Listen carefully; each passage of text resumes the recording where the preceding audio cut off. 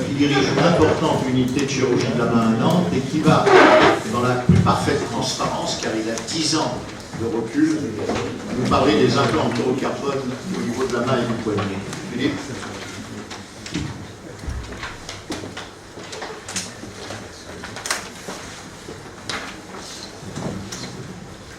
Messieurs les présidents, mes chers confrères, mes chers maîtres, c'est un immense honneur pour moi de vous présenter mon expérience, l'expérience de la littérature sur ces implants en pyrocarbone qui vont constituer des arthroplasties au niveau de la main et du poignet.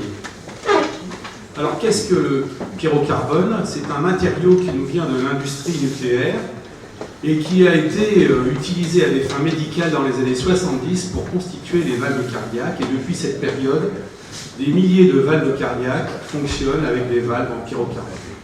Et ce n'est qu'en 1980, avec l'équipe de la Mayo Clinic de Beckenbaugh, que son utilisation pour des prothèses articulaires a été utilisée, avec à la fin des années 70, l'utilisation d'une prothèse en pyrocarbone sur un modèle relativement classique de prothèse articulaire. Et puis dans les années 90, Pequigno de Nice a mis au point un implant destiné au poignet pour remplacer la partie proximale du scaphoïde en utilisant l'implant cette fois-ci de façon libre avec un contact direct articulaire, osseux et cartilagineux, et c'était quelque chose de tout à fait intéressant.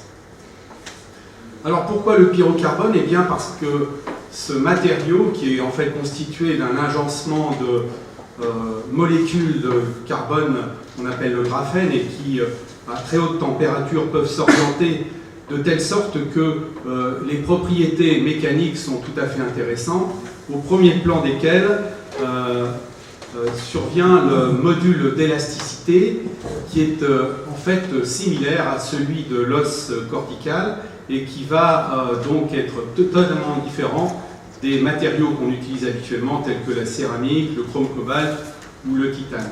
Et grâce à cette module d'élasticité proche de l'os cortical, les contraintes transmises à l'os par l'intermédiaire de l'implant vont être réparties de façon harmonieuse et il n'y aura pas de pic de contrainte soit sur l'os, soit sur l'implant. La deuxième propriété remarquable est la rugosité du matériau qui est extrêmement basse et qui donne un coefficient de friction très très bas et ainsi une usure qui est quasi nulle. Ça c'est très intéressant par rapport aux autres types de matériaux utilisés dans les prothèses articulaires.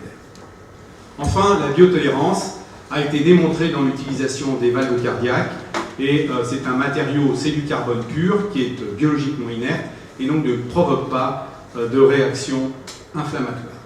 Alors il y a eu de nombreux travaux qui ont été réalisés pour étudier la chimie et la tribologie de ce matériau.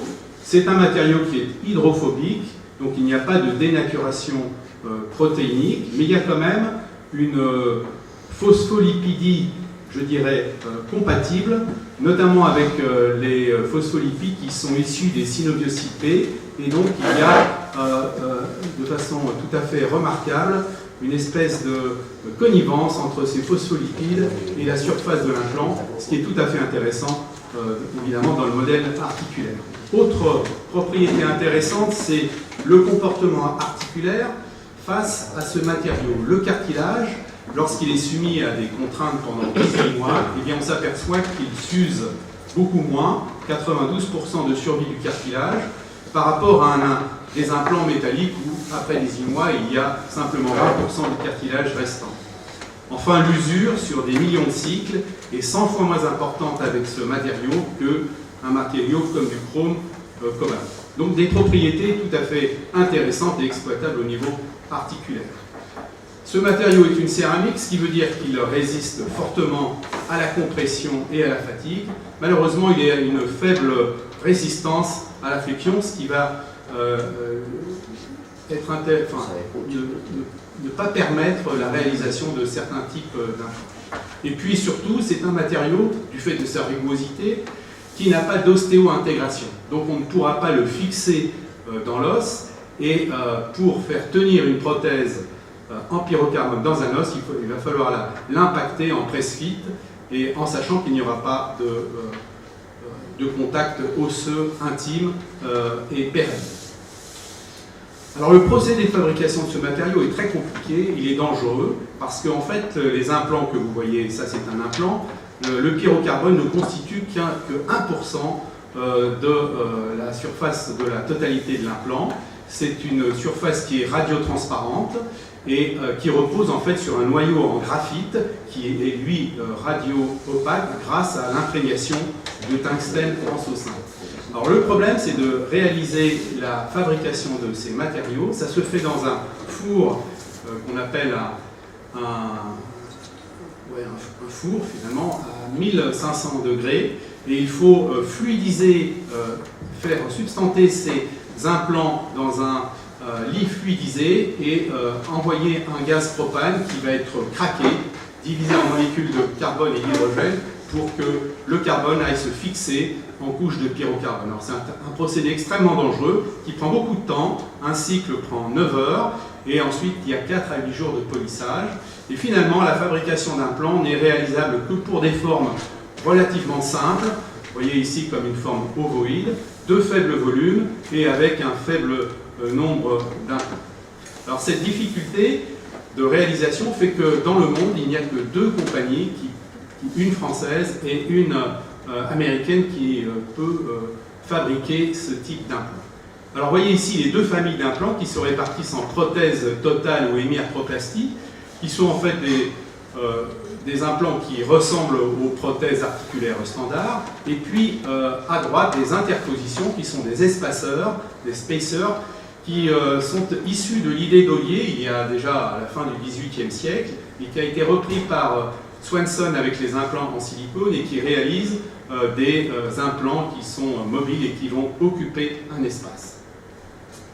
Alors voyons tout d'abord le premier implant qui a été réalisé par Bettenbaugh de la Mayo Clinic avec ces prothèses de la métacarpophalangienne qui, sur une publication de 61 prothèses avec un taux de survie important à long terme, était tout à fait intéressante. Vous voyez, des taux qui permettaient à 16 ans 70% de survie de l'implant et qui réalise une alternative tout à fait intéressante par rapport aux implants en silicone qu'on utilisait. Et ces implants ont été revus avec une revue de la littérature et on a montré que dans l'utilisation dans l'arthrose ou dans la polyarthrite rhumatoïde, ils donnaient tout à fait entière satisfaction. Malheureusement, dans la polyarthrite rhumatoïde, l'enfoncement osseux est quand même assez important et il y a un 10% environ de réintervention.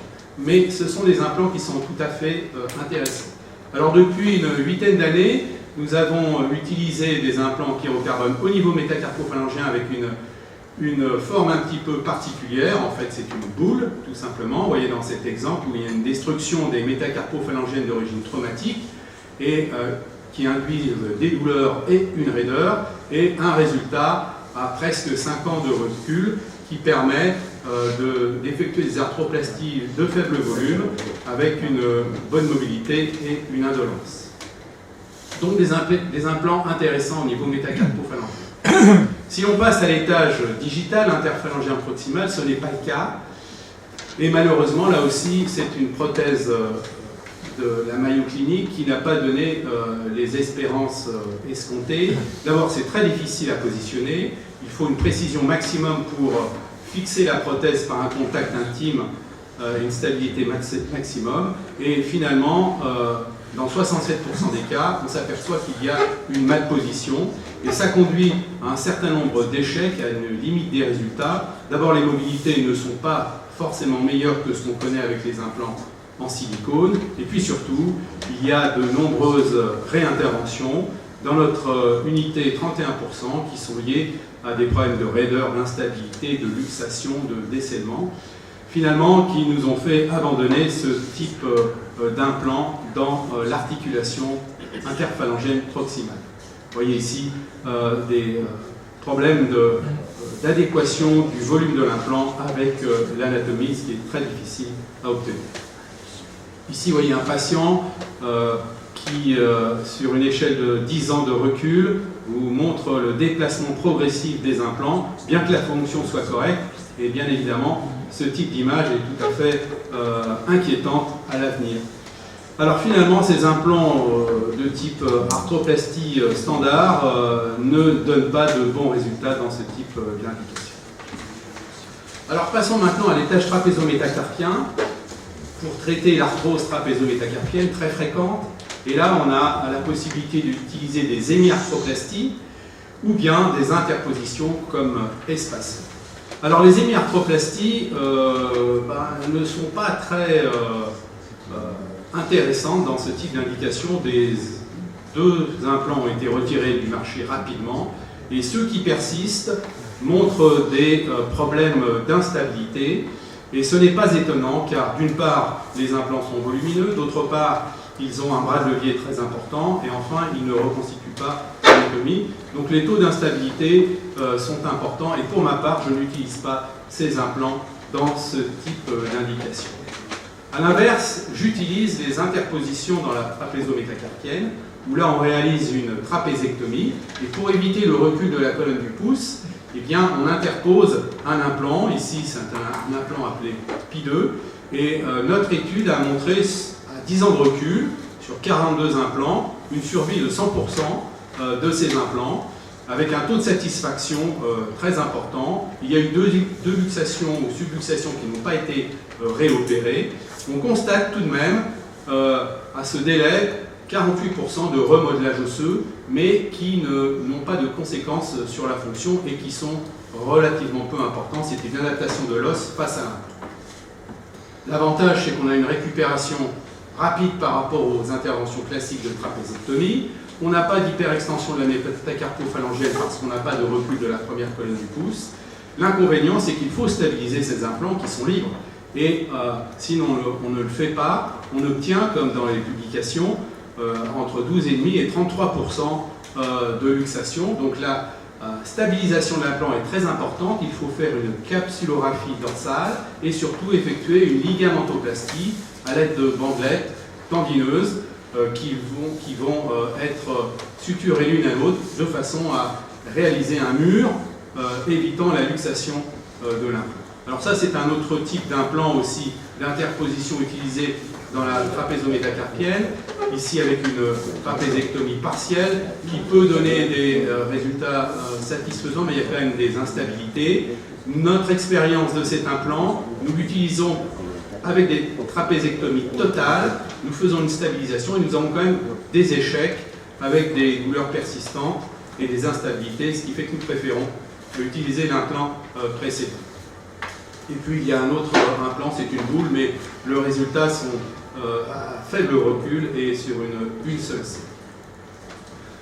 Alors plus intéressant, ce sont ces interfaçages par un implant qu'on appelle ici le pyrocardan, qui est en fait un implant très fin, 1 mm d'épaisseur en son centre, et qui a une forme biconcave et qui va pouvoir donc être interposé dans l'articulation avec des résections osseuses tout à fait minimes, en préservant les ligaments périarticulaires, et on va permettre ainsi de réaxer l'articulation par rapport à une subluxation. Alors on a une expérience assez importante de cet implant qui va être publié prochainement avec un recul de 5 ans et qui montre des résultats tout à fait intéressants sur la fonction et sur la survie de l'implant. Vous voyez 96,8%, ce qui est supérieur aux prothèses totales, avec un taux de satisfaction également important des patients. L'avantage, c'est que c'est un implant qui est peu invasif, qui peut être utilisé chez les sujets jeunes et actifs, avec un délai de récupération qui est beaucoup plus court qu'une trapézectomie, et une force, ça a été démontré dans des publications, supérieure à la trapézectomie. L'inconvénient, c'est qu'il y a une courbe d'apprentissage, car cet implant doit être posé de façon parfaite, et ne tolère pas la moindre erreur technique. Alors voici un exemple chez une jeune femme arthrosique, une subluxation importante de la base du métacarpien, chez une femme secrétaire, sa main dominante, et vous voyez, il y a plus de 5 ans, la stabilité de l'articulation, tout cela sans aucune ligamentoplastie, et la fonction qui équivaut à un pouce totalement oublié. Chez les travailleurs manuels aussi, c'est tout à fait intéressant. Chez ce patient, vous voyez, qui travaille manuel dans une usine de logistique, côté gauche, une subluxation sur une dysplasie du pouce. Il peut reprendre son travail à 3 mois et demi, et à 7 ans de recul, eh bien, ça n'a pas bougé. Il a une force tout à fait importante dans la pince pouce index, et bien sûr, le résultat se pérennise. Alors l'étage supérieur est l'étage de la scaphotrapézo-trapézoïdienne, où là, il y a des options chirurgicales nombreuses qui ont chacune leur inconvénient, la trapézectomie, l'arthrodèse, la résection distale du scaphoïde, le débridement arthroscopique et les interpositions en pyrocarbone, effectuées tout d'abord par Pequigno avec un implant ici circulaire et concave, et le pyrocardan que nous avons proposé, car il est moins épais et surtout il a une forme qui s'adapte plus à l'articulation. C'est un implant qui se met par une voie antérieure et il faut réaliser des résections osseuses sans toucher à la surface du scaphoïde, de façon à ce que le scaphoïde puisse fléchir et avoir une rotation au cours des mouvements du poignet. Les résultats ont été publiés dans notre série avec un recul minimum de 2 ans qui donne une survie de l'implant tout à fait intéressante et une satisfaction également intéressante. Ce qui est très intéressant, c'est la fonction et la douleur qui est diminuée, la fonction très augmentée, et surtout le fait que cet implant étant peu invasif, il préserve la mobilité du scaphoïde et la hauteur du carpe qui ne change pas à la suite de cette intervention, et donc la cinématique du scaphoïde et du carpe est conservée. L'inconvénient, là aussi, c'est une courbe d'apprentissage pour positionner tout à fait correctement cet implant. Alors on peut utiliser en sandwich, que l'appelle arthroplastie burger, ces 2 implants dans les atteintes péritrapéziennes, lorsque le trapèze, bien entendu, a une forme tout à fait correcte. C'est une intervention tout à fait intéressante, que l'on va d'ailleurs présenter sur 30 cas à 5 ans de recul à notre prochain congrès de la Société française de chirurgie de la main. Passons maintenant réellement à l'étage du poignet, et avec cet implant APSI qui était en fait le premier implant destiné au poignet, proposé par Pequigno pour traiter les nécroses polaires proximales du scaphoïde ou les pseudarthroses anciennes, éventuellement arthrosiques. Le but de cet implant était d'effectuer une résection polaire proximale du scaphoïde et d'éviter le collapsus carpien et finalement retarder l'évolution arthrosique. C'était une intervention intéressante parce que les options de sauvetage étaient plus envahissantes ou plus enraidisantes, telles que l'arthrodèse des catros ou la résection de la première rangée du titre. Alors là aussi, nous avons une série importante de 39 cas avec un recul moyen de 10 ans, une survie d'implant qui est tout à fait intéressante et une récupération fonctionnelle également intéressante. Cette étude va être publiée dans notre revue.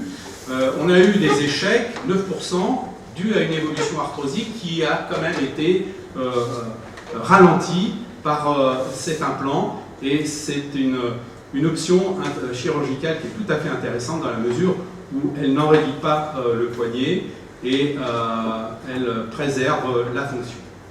Alors il y a eu plusieurs publications, 2 publications à long terme qui obtiennent des résultats similaires, et c'est un implant qui est maintenant depuis plus de 20 ans sur le marché et qui donne tout à fait satisfaction. Voilà ici un résultat sur un travailleur manuel, une séquelle d'arthrose du scaphoïde avec une arthrose radioscaphoïdienne, les mobilités qui sont conservées, une indolence et une force qui est à 80% du côté controlatéral, sans dégradation arthrosique sur le long terme. Un autre implant dont je n'ai pas l'expérience, c'est l'implant RCPI médiocarpien qui peut être utilisé dans les indications de résection de première rangée. Et ce qui est intéressant, c'est que là, il peut resurfacer la tête du grand os quand celle-ci est arthrosique, et donc on peut étendre les indications de résection de première rangée, dont nous parlera François Schoenberg tout à l'heure. Les résultats semblent intéressants, il y a très peu de séries, mais on voit quand même qu'il y a une médialisation progressive de l'implant et que du fait de cette médialisation, des douleurs ulnaires peuvent apparaître dans près d'un tiers des cas. Pour la radio linéaire distale, malheureusement, on dispose de cet implant, mais qui n'est pas remboursé sur le marché en France. C'est pourtant un implant tout à fait intéressant. C'est en fait un espaceur qui est stabilisé par une tige centromellulaire qui a été proposée par Garcia Elias, qui dans des faibles séries donne d'excellents résultats. Notre expérience peut également en attester, mais malheureusement cet implant n'est pas remboursé et donc n'est pas utilisé comme il devrait, et pourtant il donnerait beaucoup de services. Alors, dans les destructions beaucoup plus importantes du poignet, où finalement les seules alternatives étaient soit d'effectuer une prothèse totale, soit d'effectuer une arthrodèse totale, eh bien on a une option qu'on a proposée qui est cette interposition radiocarpienne, qui est finalement une alternative aux d'autres options. Alors évidemment, c'est un implant libre, donc il est contre-indiqué lorsqu'il y a des subluxations importantes, comme dans la polyarthrite rhumatoïde dans ce cas-là. Mais les indications sont finalement très larges, et surtout dans les poignets dégénératifs post-traumatiques, qui représentent 40% de nos indications. Dans la polyarthrite, lorsqu'elle est bien axée, 15%, dans les maladies de Kenbuck évoluées également, mais également dans les échecs d'intervention effectuées antérieurement, comme les échecs d'arthrodèse catrose, de résection de première rangée, d'implants en silicone, ou même de prothèse totale du poignet, où on peut tout à fait, après reconstruction, bien entendu, effectuer cette arthroplastie. Alors, quelques recommandations techniques quand même. Il faut faire des résections osseuses minimes pour supprimer les effets calmes, bien faire attention à la capsule palmaire et pour effectuer un renforcement ou une distension en cas de rupture ou de faiblesse, et surtout utiliser une taille d'implant adaptée sans trop charger la taille de l'implant pour éviter ce qu'on appelle un oversizing et des douleurs post-opératoires. On effectue cette arthroplastie soit par une voie dorsale, le plus fréquemment, et parfois par une voie radiale uniquement. Les résultats ont quelques séries en rapportent 45 cas publiés, vous voyez. Il y a 10% de réintervention, 2 échecs dans la série PIRA convertis en arthrodèse totale, mais il semblerait que cet implant donne de meilleurs résultats dans la série Cudola par rapport aux prothèses totales en ce qui concerne la douleur, la force, la mobilité et les réinterventions. Dans notre unité, nous avons plus de 220 implants depuis près de 10 ans maintenant, 10 ans. 6% de réintervention pour des instabilités précoces, et c'est lié en fait à la courbe d'apprentissage de mise en place des implants. Tous les implants sont encore en place, et nous avons élargi les indications pour des poignets un peu moins détruits, pour lesquels on ferait plutôt des interventions d'arthrodèse partielle, mais au-delà de 60 ans, nous considérons que cet implant a tout à fait sa place, car les arthrodèses partielles ont du mal à consolider après cet âge. Alors voilà un exemple rapide dans une polyarthrite rhumatoïde où on a ces atteintes des 2 poignets avec une reconstruction à la fois radio-lunaire distale, radiocarpienne, scapho-trapézo-trapézoïdienne, un recul de 5 ans, plus de 5 ans, et un poignet tout à fait stabilisé et indolent. Alors quelques indications rares maintenant, un peu anecdotique, l'arthrose pisotriquétrale qui peut être traitée de façon régulière par le gold standard que la basiformectomie, rarement l'arthrodèse pisotriquétrale.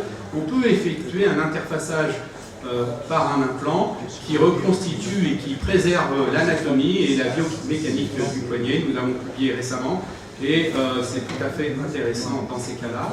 Il y a d'autres possibilités pour traiter des arthroses de la base du 4e et 5e métacarpien en cas de calvicieux, ou bien remplacer le lunatome en cas de maladie de Kenbuck évoluée, soit en faisant une lunarectomie et une interposition par un implant de type APSI, ou bien un implant qui reproduit la forme du lunatome, mais qui est très difficile à stabilité, car très instable de par sa forme, et en fait, peu d'études, peu de chirurgiens ont l'utilisation de cet implant.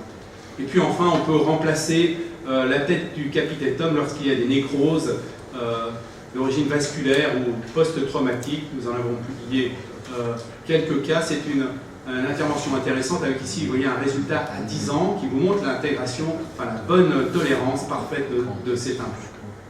Alors pour conclure, eh bien, ces implants en pyrocarbone nous permettent de nouvelles options d'arthroplastie au niveau de la main et du poignet. L'intérêt du pyrocarbone, c'est qu'il s'affranchit des complications que pouvaient entraîner les implants classiques type silicone ou chrome cobalt. Et on n'a plus les décellements, on n'a plus les usures, on n'a plus les réactions à corps étrangers. Et finalement, le taux d'échec à 5 ans avec les implants en pyrocarbone sont inférieurs à ceux des prothèses totales classiques utilisées soit au niveau du poignet, soit au niveau de l'articulation trapézo-métacarpique. Nous avons une préférence pour les interpositions.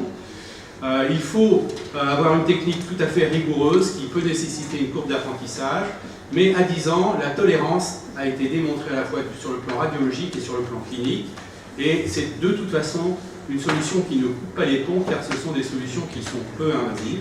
Alors maintenant, il faut bien sûr progresser, avoir plus de recul, plus d'études cliniques et radiologiques, faire des études comparatives par rapport aux solutions alternatives, et puis progresser en recherche fondamentale, ça c'est très important, à la fois sur le comportement osseux de ces implants face à ces implants, et quel est réellement l'état de surface de l'implant et aussi de l'articulation et du cartilage ou de l'os par rapport à cet implant. Nous avons encore beaucoup de travaux de recherche à faire dans ce domaine, et je vous remercie de votre attention. Merci beaucoup.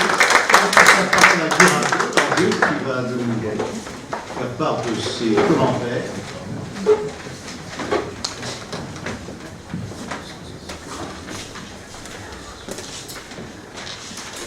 Messieurs les présidents, chers collègues, vous serez d'accord avec moi pour féliciter Philippe Belmer de cet important travail, de la présentation qu'il nous a fait. Mais il est modeste, il a oublié de dire que finalement il s'était mis dans le wagon, ou plutôt dans le frein du pyrocarbone dès 1990 et qu'il est aujourd'hui le promoteur de nombreux implants. Et il faut rappeler l'importance de l'investissement d'écoles françaises. Le pyrocarbone est pour nous une véritable innovation, je dirais pratiquement une révolution en chirurgie de la main, par sa biocompatibilité, c'est-à-dire que nous avons suivi les résultats des valves cardiaques, sa tolérance est parfaite, il n'y a pas d'usure. Son problème, c'est qu'il faut que le pyrocarbone soit stable, il ne faut pas qu'il nous échappe, du moins sur les radiographies. C'est-à-dire que si à 2 mois votre pyrocarbone est en place, 20 ans après, il sera toujours en place, et il aura fait un nid douillet. Car c'est bien là le problème, c'est que ce sont les contraintes mécaniques qui vont permettre le logement de cet implant, qui n'est pas simplement d'être glissé par le chirurgien, et c'est là toute la difficulté. Alors je tempérerai l'enthousiasme de Philippe Belmer avec déjà des propos qu'il a lui-même tempérés pour dire que finalement, c'est la direction du pyrocarbone espaceur qu'il faut prendre, et non pas la direction du pyrocarbone arthroplastie, y compris dans les igni-arthroplasties, peut-être à l'exception peut-être de la tête de Luna, une prothèse de Luna, et encore, vous avez vu qu'on est limité puisqu'elle n'est pas remboursée. Donc vraiment, c'est cette notion d'interposition, et la mécanique de la main ou du poignet va faire que, progressivement, le pyrocarbone va s'accommoder de sa logette, et cet accommodement va faire qu'elle va être parfaitement tolérée. Il y aura une rançon, c'est, je dirais, la douleur. C'est-à-dire que si vous avez quelqu'un qui ne bouge pas très vite, eh bien, ça va être long et vous n'aurez peut-être pas un bon résultat.